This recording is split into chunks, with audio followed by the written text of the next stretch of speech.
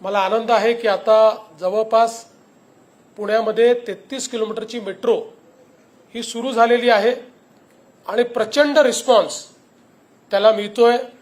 जवळपास 2.5 लाख प्रवासी हे रोज मेट्रोने प्रवास करतायत आणि गणपतीच्या काळात या मेट्रोने रेकॉर्ड केला आणि सगळ्यात पीक म्हणजे जवळपास 5.5 लाख प्रवासी या मेट्रोने त्यांनी प्रवास केला।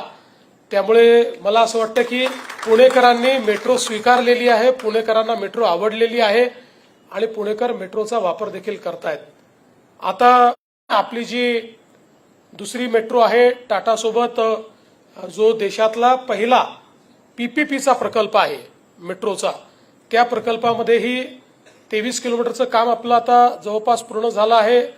त्याच्यामध्ये 12 किलोमीटरचं उद्घाटन हे आता आपण मे मध्ये करू, 11 किलोमीटरचं उद्घाटन आपण जुलैमध्ये करू आणि यासोबत जवळपास म्हणजे हे 33 आणि 23 असं आपण जर बघितलं तर जवळपास 56 किलोमीटरचा हा रूट या ठिकाणी आपण केलेला आहे। अजून 55 किलोमीटरचं काम मेट्रोचं हे आपलं प्रोग्रेसमध्ये आहे आणि त्याच्या व्यतिरिक्त जवळपास 80 किलोमीटरचं अजून आपलं काम हे प्रस्तावित आहे।